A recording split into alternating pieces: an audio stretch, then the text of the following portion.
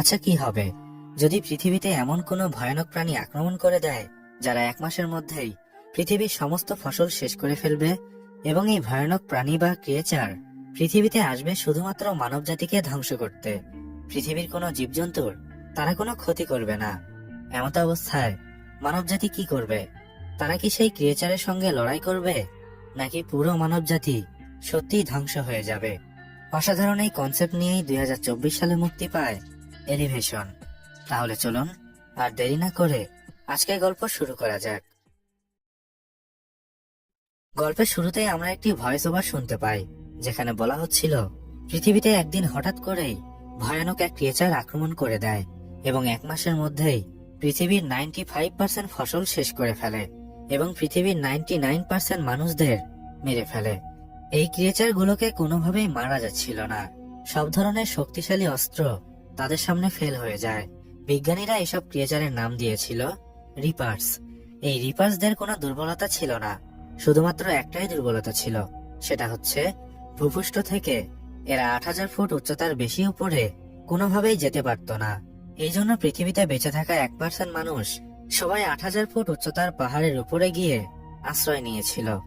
এই ঘটনার প্রায় 3 বছর পর আমরা আমেরিকার একটি ছোট্ট মানব বসতি দেখতে পাই।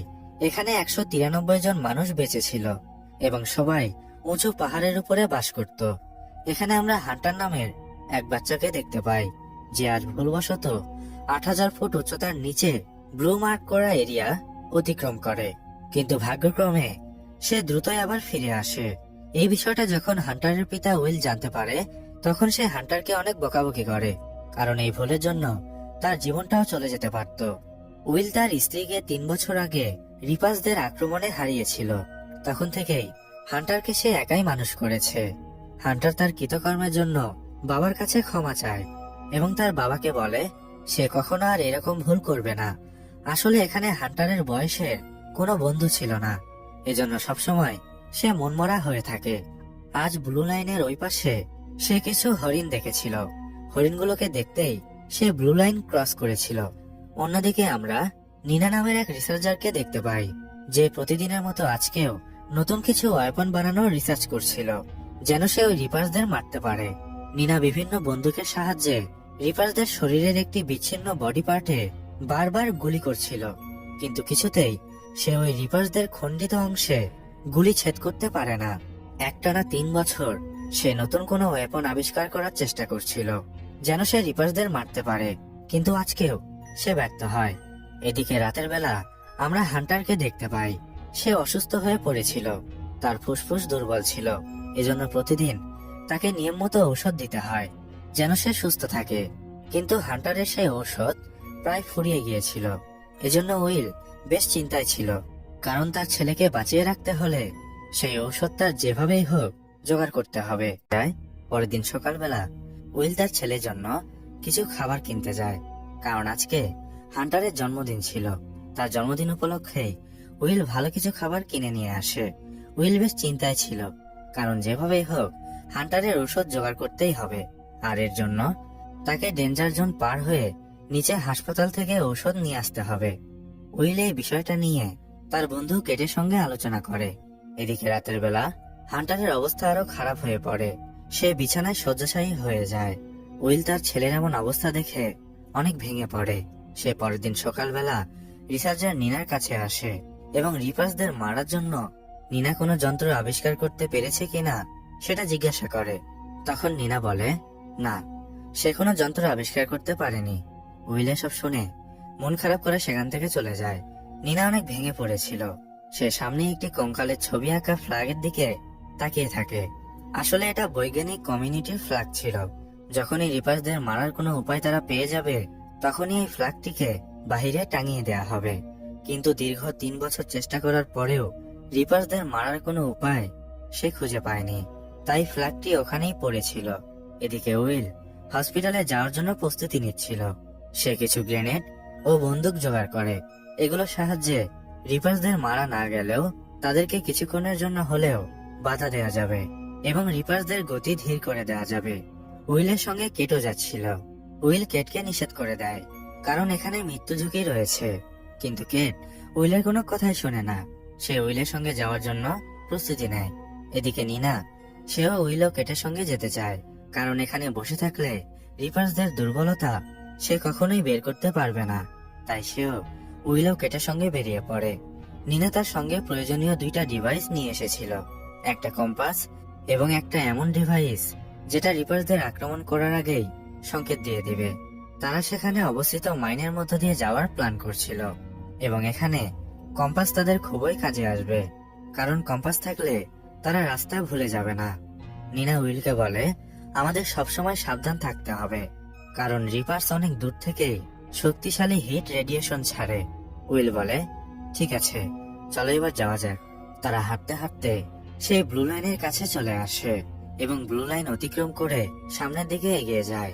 যাওয়ার সময় তারা অনেক মিলিটারি ট্যাঙ্ক ও গাড়ি দেখতে পায়, যেগুলো রিপার্সরা ধ্বংস করে দিয়েছিল।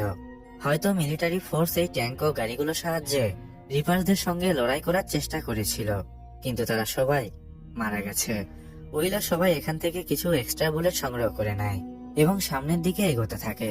কিছু দূর আসার পর তারা আল্টা ভিস্তা স্কাই এরিয়াতে চলে আসে। এখানকার উচ্চতা ছিল 7620 ফুট। এখানে আসার সঙ্গে সঙ্গে নিনার ডিভাইসটি অ্যালার্ম দিতে শুরু করে, অর্থাৎ কোনো রিপার্স তাদের দিকে এগিয়ে আসছে। উইল এটা শোনার পর দ্রুত গতিতে রোপওয়ে চালু করতে চলে যায় এবং কেট ওখানে থেকে উইলদের কাভার করার চেষ্টা করে। কিছুক্ষণের মধ্যেই আমরা সেখানে ভয়ঙ্কর এক রিপার্সকে দেখতে পাই, যে দ্রুত গতিতে কেটের দিকে এগিয়ে আসছিল। কেট একটি গ্রেনেড রিপার্সকে উদ্দেশ্য করে ছুড়লে তার নিশানা ভুল হয়ে যায়। উইল এতক্ষণে রোপওয়ে চালু করে ফেলেছিল। সে একটি রোপওয়েতে বসে নিনাকে নিয়ে এগিয়ে যেতে শুরু করে এবং কেটকে কাভার করতে থাকে। কেট দ্রুত একটি রোপওয়ে টাওয়ারে উঠে উইল ও নিনার রোপওয়েতে চলে আসে এবং তারা রোপওয়েতে চড়ে আবারও 8000 ফুট উচ্চতায় ব্লু মার্কের ভেতরে চলে আসে। রিপার্সদের হাত থেকে অল্পের জন্য তারা প্রাণে বেঁচে যায়। সেফ জোনে আসার পর তারা রিসোর্ট লডগিং নামের একটি জায়গায় আসে এবং রাতে এখানেই অবস্থান করে। এখানে নিনা তার কিছু রিসার্চের বিষয়বস্তু তুলে ধরে। সে বলে, এই রিপার্সগুলো শুধু মানুষদের হত্যা করে, তারা মানুষদের মাংস খায় না। এরা পৃথিবীর কোনো জীব হতেই পারে না। এরা অন্য কোনো গ্রহ থেকে আমাদের পৃথিবীতে এসেছে। এদের আসল উদ্দেশ্য কি সেটা আজও আমাদের অজানা। উইল নিনার এসব কথা তেমন গুরুত্ব দেয় না, কারণ তার শুধু হান্টারকে বাঁচাতে হবে। তাকে যেভাবেই হোক ঔষধ জোগাড় করতেই হবে। পরের দিন সকালবেলা তারা আবারও গন্তব্যে বেরিয়ে পড়ে। হাঁটতে হাঁটতে তারা সেই মাইনের কাছে চলে আসে, যার নাম ছিল ক্যালোয়ে মাইন। মাইনের মধ্যে প্রবেশ করার আগে নিনা উইলকে বলে, মাইনের ভেতরে রিপার্সদের ডিটেক্ট করা যন্ত্রটি আর কাজ করবে না, অর্থাৎ আমরা বুঝতে পারবো না রিপার্স আমাদের আশেপাশে রয়েছে কিনা। এমনকি রিপার্স কত দূরে রয়েছে সেই দূরত্ব সম্পর্কেও আমরা জানতে পারবো না। উইল ও কেট এসব শুনে অনেক চিন্তায় পড়ে যায়। এর মানে মাইনের ভেতরে বেঁচে থাকার চান্স একদম 0%। তারা এসব জানার পরেও মাইনের ভেতরে চলে যায়। এরপর দেখা যায় মাইনের ভেতর দিয়ে যাওয়ার সময় কেট অনেক ভয় পাচ্ছিল। সে বারবার পেছনে ফিরে দেখছিল যে কোনো রিপার্স আসছে কিনা। কেটের এমন অবস্থা দেখে নিনা তার সাথে ঘটে যাওয়া একটি ঘটনা কেটকে খুলে বলে। নিনা বলে, যখন প্রথমবার রিপার্স আক্রমণ করেছিল তখন সে ভাগ্যক্রমে বেঁচে গিয়েছিল, কারণ ওই দিন সে পাহাড়ে পিকনিক করতে এসেছিল। রিপার্সদের আক্রমণে তার পুরো পরিবার শেষ হয়ে গেছে। নিনার কথা শুনে সবাই একটু ইমোশনাল হয়ে পড়ে। তারা নিনাকে সান্ত্বনা দেয়। মাইনের মধ্য দিয়ে এগিয়ে যাওয়ার সময় কম্পাস দেখে তারা রাস্তা ঠিক করছিল। তারা মাইনের প্রায় শেষ প্রান্তে চলে এসেছিল, কিন্তু তখনই হঠাৎ করে একটি রিপার্স তাদের উপর আক্রমণ করে দেয়। তারা বুঝতেই পারে না যে রিপার্স এখানে চলে এসেছে, কারণ তাদের ওই ডিভাইস কোনো কাজ করছিল না। রিপার্সদের হাত থেকে বাঁচার জন্য তারা পালাতে শুরু করে, কিন্তু পালাতে গিয়ে কেট হোঁচট খেয়ে পড়ে যায়। উইল ও নিনা কেটকে ওঠানোর আগেই রিপার্সের বড় বড় টেন্টিকেলস কেটকে টেনে হিঁচড়ে নিয়ে যায়। উইল ও নিনা বুঝতে পারে কেটকে বাঁচানো আর সম্ভব নয়। তারা দ্রুত মাইন থেকে বের হওয়ার যে সিঁড়ি ছিল সেই সিঁড়ির মাধ্যমে মাইন থেকে বেরিয়ে আসে। উইল ও নিনা প্রাণে বেঁচে গেলেও কেটের মৃত্যুর জন্য তারা ভীষণ কষ্ট পায়, কারণ শুধুমাত্র উইলের জন্যই সে এসেছিল। এখানে কেটের কোনো স্বার্থ ছিল না। কেটের এমন মর্মান্তিক মৃত্যু তারা কোনোভাবে মেনে নিতে পারছিল না। বুক ভরা কষ্ট নিয়েই তারা সামনে এগিয়ে যেতে শুরু করে। একটানা 2 দিন হাঁটার পর তারা পরিত্যক্ত একটি রুমের মধ্যে রাত কাটায়। এই রুমের বাহিরে একটি কার ছিল। এই কারের সাহায্যে আগামীকাল খুব সহজেই তারা হসপিটালে পৌঁছাতে পারবে। রাতে খাবার খাওয়ার সময় উইল নিনাকে বলে, কেটকে আমার সঙ্গে নিয়ে আসা একদমই ঠিক হয়নি। তার মৃত্যুর জন্য শুধুমাত্র আমি দায়ী। নিনা বলে, নিজেকে অপরাধী ভেবো না, এটা ভাগ্যে লেখা ছিল। সামনের রাস্তায় কিভাবে সম্পন্ন হবে সে বিষয়ে চিন্তা করো। নিনা আরো বলে, আজ যখন মাইনের মধ্যে রিপার্স আক্রমণ করেছিল তখন অনেক কাছে থেকে রিপার্সদের টেন্টিকেলস দেখেছি।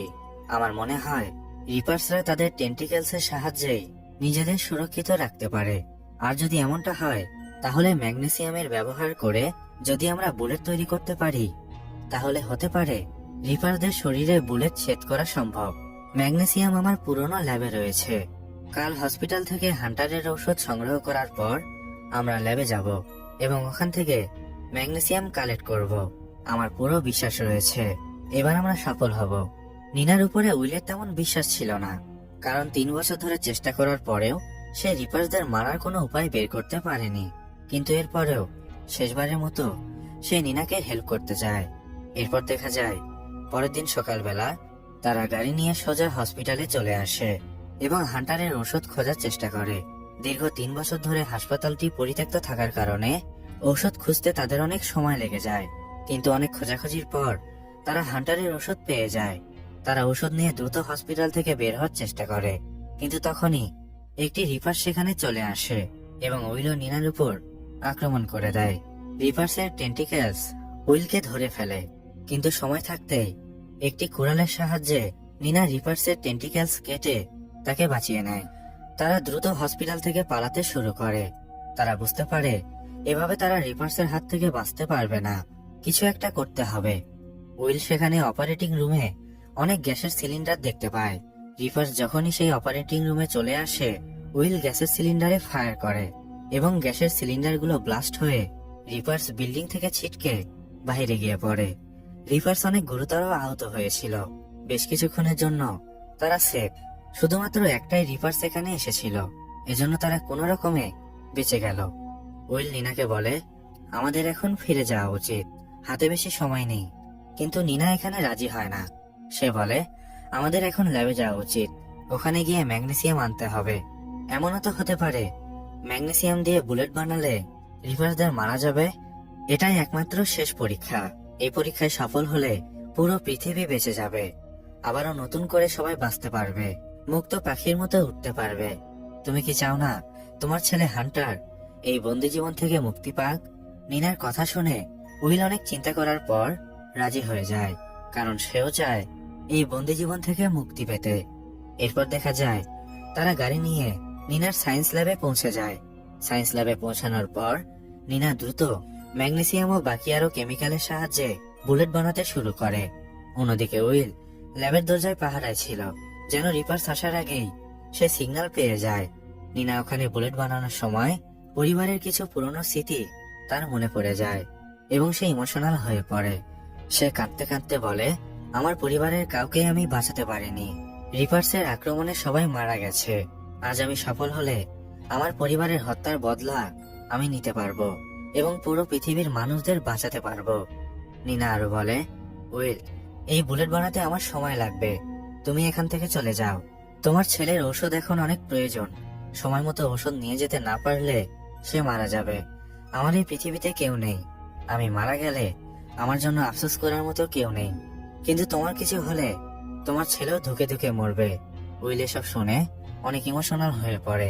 না চাইলেও সে নিনাকে ল্যাবে রেখে একাই গাড়ি নিয়ে বেরিয়ে পড়ে। নিনা পুরো দমে বুলেট বানানোর কাজে লেগে পড়ে। প্রায় 3 থেকে 4 ঘন্টা একটানা বুলেট বানানোর প্রক্রিয়া সম্পূর্ণ করার পর সে সফল হয়। কিন্তু তখনই এক রিপার্স ল্যাবের মধ্যে প্রবেশ করে। এদিকে উইল গাড়ি নিয়ে প্রায় কাছাকাছি চলে এসেছিল, কিন্তু হঠাৎ করেই একটি পাথরের সাথে ধাক্কা লেগে তার গাড়ি অ্যাক্সিডেন্ট হয়ে যায়।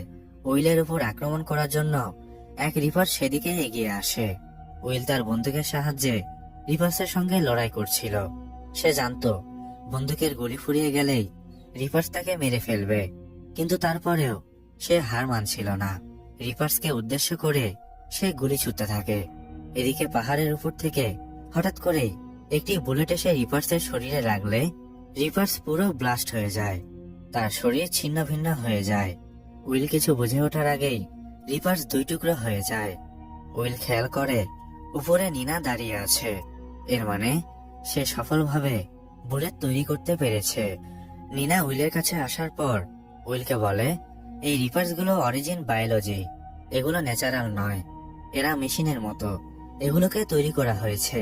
এরা কোনো ধরনের খাবার পানি ছাড়াই বেঁচে থাকতে পারে। এগুলোকে শুধুমাত্র মানবজাতি ধ্বংস করার জন্য পৃথিবীতে পাঠানো হয়েছে। কিন্তু এর পেছনে কে রয়েছে? এসব বলে দুইজন আকাশের দিকে তাকিয়ে থাকে। এরপর দেখা যায় তারা বাসায় ফিরে আসে। হান্টার তার বাবাকে দেখে অনেক খুশি হয়। যেহেতু তারা রিপার্সদের মারার উপায় পেয়ে গিয়েছিল, তাই নিনা সেই ফ্ল্যাগটিকে বাহিরে টাঙিয়ে দেয়, যাতে করে সবাই বুঝতে পারে রিপার্সদের মারার উপায় পাওয়া গেছে। এরপর সবাই এক হয়ে সেই বুলেট তৈরি করতে শুরু করে এবং প্রতিদিন তারা রিপার্সদের মারার জন্য একসঙ্গে বেরিয়ে পড়ে। একে একে পৃথিবীর সব জায়গায় রিপার্সদের মারা হচ্ছিল। কিন্তু একদিন উইল ও নিনা দূরবীক্ষণ যন্ত্রের সাহায্যে দেখতে পায় আকাশ থেকে একটা ইউএফও পৃথিবীর দিকে এগিয়ে আসছে, এবং এই সাসপেন্সের সঙ্গেই মুভি সমাপ্তি হয়। আজকের মতো বিদায়, আল্লাহ হাফেজ।